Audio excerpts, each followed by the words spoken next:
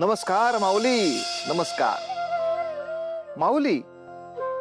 मला मनुष्याच्या एका स्वभावाचं नेहमी कुतूहल वाटत आलंय.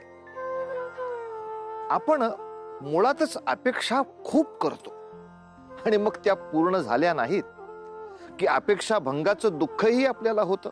आपल्या प्रियजनांच्याकडून आपण प्रेमाची अपेक्षा करतो, ईश्वराच्याकडून सुखाची अपेक्षा करतो, पण प्रत्येक वेळेला भगवंत ही इच्छा पूर्ण करेलच असं मात्र नाही.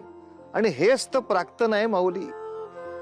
आपल्याला जे हवं असतं ते मिळत नाही आणि म्हणूनच त्या सुखाची आणि अपेक्षांची आपल्याला किंमत राहते. पिताश्री, पिताश्री, पिताश्री, पिताश्री. वनिता,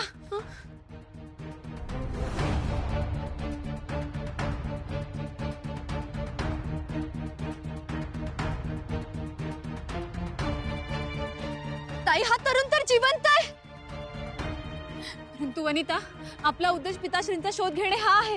आपण इथून त्वरित निघालेले बरे. परंतु या तरुणाचे प्राण वाचवणे अधिक महत्त्वाचे आहे. कुणाचेही प्राण वाचवणे हे महत्पुण्याचे काम आहे. तू असे कर, तू इथेच थांब. मी वनात जाऊन काही वनस्पती घेऊन येते आणि त्याचा लेप लावते, जेणेकरून या तरुणाचा रक्तस्राव तरी थांबेल. हा, नाही नाही नाही नाही, तू जर एकटी निघून गेलीस आणि जर त्या श्वापदाने माझ्यावर हल्ला केला तर मी काय करू? ही तलवार घे. कुठलेही जनावर आले तर ही तुझं रक्षण करेल. अगं, पण ह्याचा मला तो काय उपयोग? मला कुठे तुझ्याप्रमाणे तलवार चालवता येते? ताई, नियती प्रत्येकाला एक क्षण देते ज्यात त्याला त्याचे शौर्य सिद्ध करावे लागते. आता निर्णय तुझा आहे. थांब थांब, मी माझे काय ते बघून घेईन. पण ते श्वापद जर तुझ्या समक्ष आले तर तू काय करशील? हे घे. आणि शस्त्र कसे चालवायचे हे मी तुला सांगण्याची आवश्यकता नाहीये. हा, काळजी घे.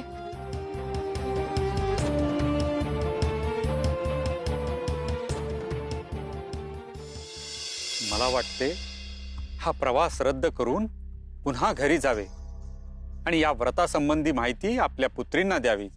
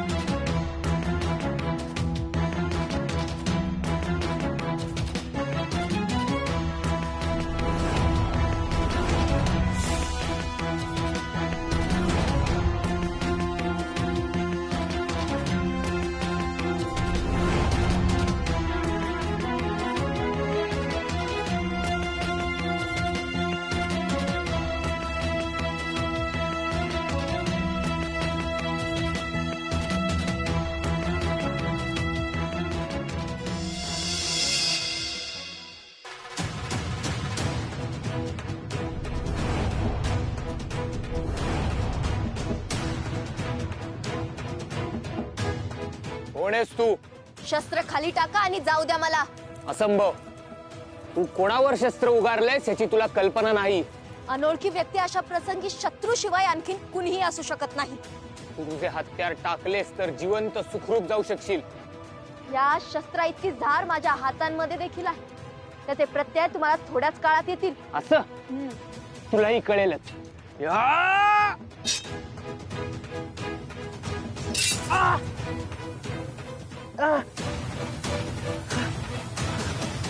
माझे तुझ्यासोबत काहीही वैर नाही. मला तत्काळ एका ठिकाणी पोहोचणे आवश्यक आहे. माझे तिथे असल्याने कुणाचे तरी प्राण वाचू शकतात, परंतु याचा अर्थ असा नाही की मी भयभीत होत आहे. मी याचा निकाल लागेपर्यंत, प्राण जाईपर्यंत लढू शकते, परंतु ती ही वेळ नाही. कोणाचे प्राण हरून कोणाचे प्राण वाचवणार आहेस? असत्य. मी कुणाचेही प्राण हरले नाही आणि हरूही शकत नाही. जिच्या हाती रक्ताळलेला सुरा आहे, जी शस्त्र चालवण्यात पारंगत आहे, तिने असं विधान करावं. यातील कुठल्याही सबबीशी तुझा संबंध नाही. माझा मार्ग मोकळा कर, अन्यथा अन्यथा अन्यथा काय करशील? हा? या! अन्यथा अन्यथा काय करशील? जरा जरी हल्लास ना तर असुरा तुझे प्राण घेईल.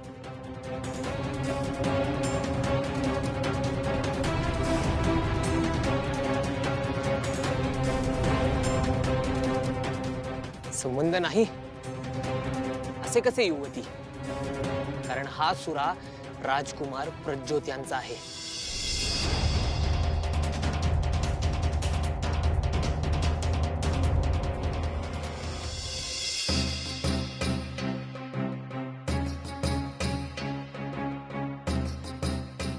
कोण कोण? तुझ्या हाती जी तलवार आहे ती माझी आहे. तू त्याच तलवारीने माझ्यावर हल्ला करू इच्छितेस? नाही नाही नाही, मी तर आपले रक्षण करते आहे, जेणेकरून कुणी आपल्यावर हल्ला करू नये. हल्ला? तो तर त्या शॉपदांनी केला होता. कुठे आहेत ते? आपण त्यांना मारलेत का? नाही, मला कल्पना नाही. माझी कनिष्ठ बहीण आपणासाठी औषधी आणावयास गेली आहे. आम्ही येथून जात असता आपण जखमी अवस्थेत सापडला.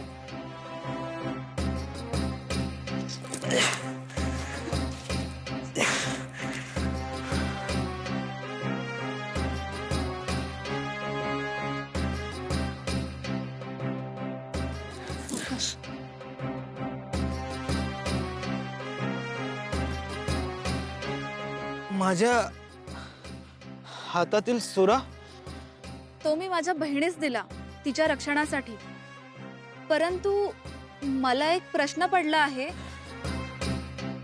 आपण कोण आहात आणि ही इतकी शस्त्रे आपणाकडे कशी? शस्त्रे हाच आमचा खरा अलंकार आहे युवती. माझे नाव राजकुमार प्रज्योत.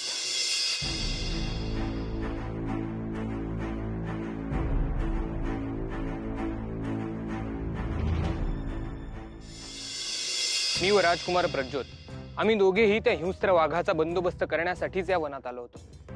आम्हाला जशी वार्ता मिळाली की ते हिंस्त्र प्राणी धुडगूस घालत आहे, तसे आम्ही तातडीने निघालो होतो. आम्ही दोघेही विरुद्ध दिशांना विभागले गेले होतो आणि स्वतंत्रपणे त्या वाघाचा शोध घेत होतो. तरीच आता माझ्या ध्यानी आले की मला व ताईला राजकुमार प्रज्योत जखमी अवस्थेत आढळले होते.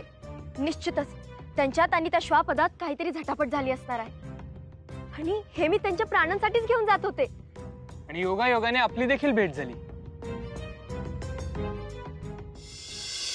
आपल्याशी लढाई करताना आपले शौर्य आणि सामर्थ्याची जाणीव झालीच होती, परंतु आपला परिचय नाही झाला. परिचय?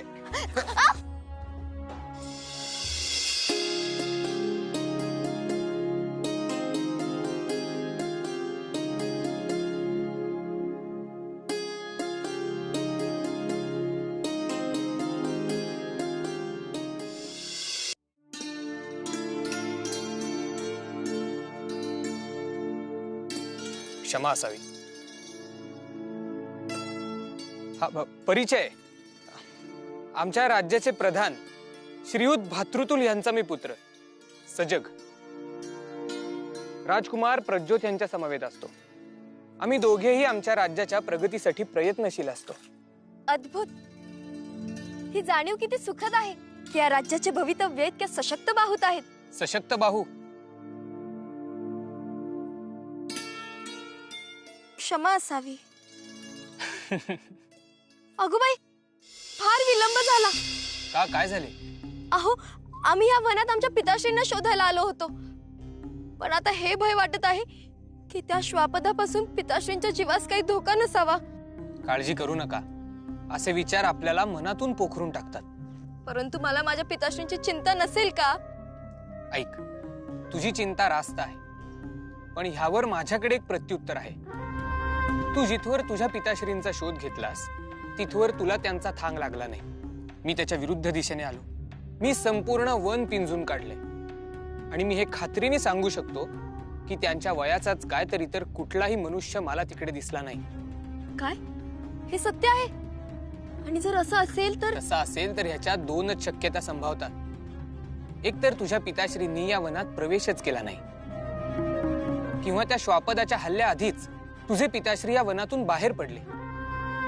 आणि या दोन्ही शक्यतांमध्ये त्यांच्या जीवाला काहीही हानी नाही असेच समजते. हे सत्य आहे? निश्चित? माझ्यावर विश्वास ठेव. चल.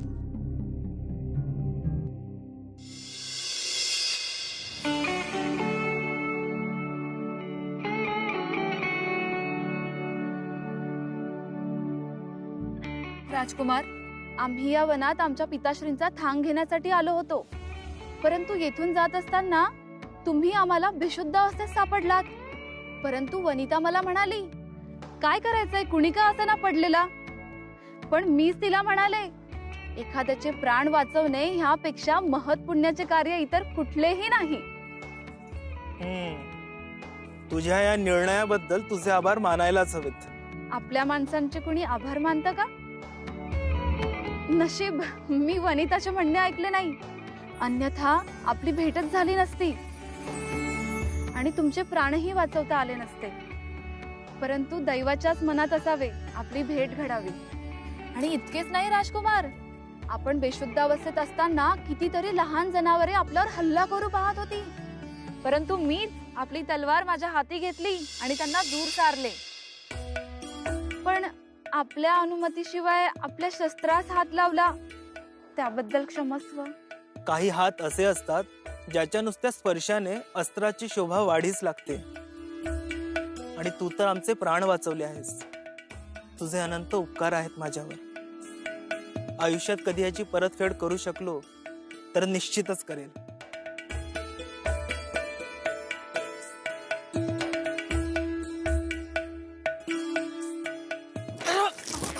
सांभाळा राजकुमार.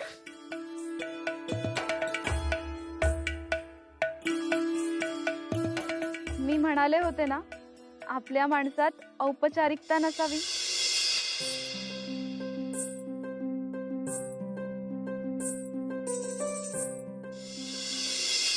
वनिता, सरिता, हे काय? दिवसा ढवळ्या दोन्ही पुत्री कुठे गेल्या असतील? वनिता, सरिता, महादेवा, अरे महादेवा. अरे हे काय महादेवा, काय? इतक्या लवकर परत आलास प्रवासावरून? ते नाही, जाताना तर अशा गुरमीत गेला होता की जणू काही परत येणारच नाहीस. काय झाले काय? अरे हा, समजले.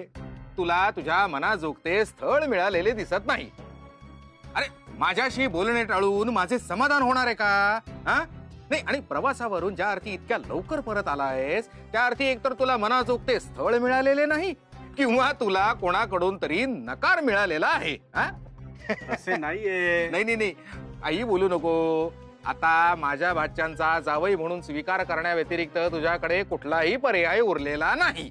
दशरथा, असा सुतावरून स्वर्ग गाठू नको. मी परतलो आहे कारण नाही, आत्ताच ह्याला त्या व्रताबद्दल सांगणे इष्ट ठरणार नाही. बोल बोल बोल. आता का मूग गिळून गप्पा बसलास? का तुझी ही मूक संमती माझ्या प्रस्तावास मान्य धरायची? नाही नाही, आता मी एक काम करतो. मी काय करतो, माझ्या कुटुंबियांना आणि माझ्या भाच्यांना गावावरून बोलवून घेतो. काय, आणि पौर्णिमेचा मुहूर्त साधून आपण यांचा विवाह संपन्न करून टाकू. कसे? नाही नाही नाही, तू आता काहीही बोलू नकोस. आता आपण थेट मांडवात भेटूया आणि मगच बोलूयात. काय? शुभमंगल, सावधान. अरे वनिता, सरिता, राजकुमार, सजग, राजकुमार, आपण कदापि कष्ट घेऊ नये. एका ठिकाणी विराजमान व्हावे. आपल्या सगळ्या जखमा आणि इतर इजा निश्चितच शीघ्रातिशीघ्र भरून निघतील. होय राजकुमार, मी आपणास ही औषधी वनस्पती घेऊन आली आहे. या जखमींवर त्याचा लेप लावला तर त्वरित गुण येईल. दे इकडे, ते मी लावते. तुम्हा दोघींचे आभार कसे मानावे याच प्रश्नात सापडलोय आम्ही. काही परिचय नसतानाही तुम्ही आमच्यासाठी एवढे करत आहात, इतकी शुश्रूषा करत आहात. अहो, हे तर आमचे कर्तव्यच आहे राजकुमार. मला सांग, जसे मी सांगितले होते त्याप्रमाणे सर्व औषधी आणली आहेस ना? आणि तिचा गुण यायला प्रमाण सुद्धा तपासायला हवे. ताई, तू नेमके कसे सांगितले होतेस? शांत हो. किती वेळा बजावले आहे. कुठलेही कार्य करत असताना इतर कशात आणि विशेषतः बोलण्यात लक्ष देत जाऊ नको म्हणून. राजकुमार, हा लेप लावला ना तर यातील सर्व औषधी गुण उपयोगी पडतील. उत्तम, अतिउत्तम. राजकुमार, या दोन्ही युवतींनी आपले प्राण वाचवण्यास सहाय्य केले आहे. जो मुख्य रक्तस्राव थांबणे महत्वाचे होते ते साध्य झाले आहे. आणि आता आपली सैनिकांची फौज येईलच. त्यांच्या समवेत राजमहालात जाणे सोयीस्कर ठरेल. पण त्याआधी ही औषधी तर लावते.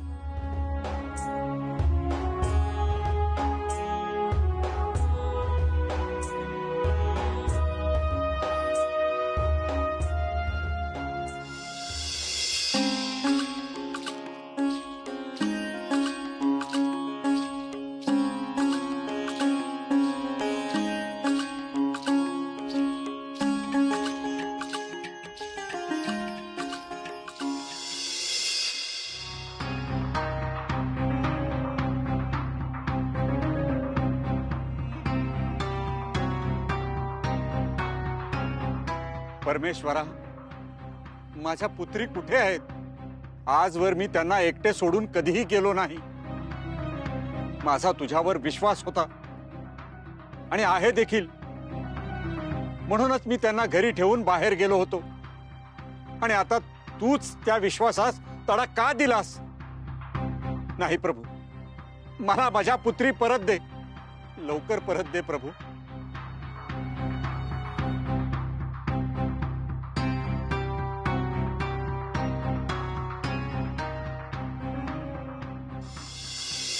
माऊली, या कलियुगामध्ये मनुष्याचं वर्तन अत्यंत व्यवहारी झालंय.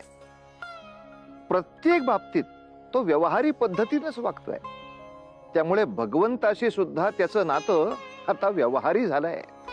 एकंदरीत माऊली, आपण सगळे स्वतःच्या स्वार्थासाठीच देवाची भक्ती करत असतो आणि देवाला हे बरोबर समजतं. त्यामुळेच म्हणतो माऊली, केवळ नवस करून उपास तापास करून असा देव प्रसन्न होत नाही. तो खरा प्रसन्न होतो ते आपल्या भक्तीकडे पाहून. म्हणून उतू नका, मातू नका आणि घेतला वसा टाकू नका.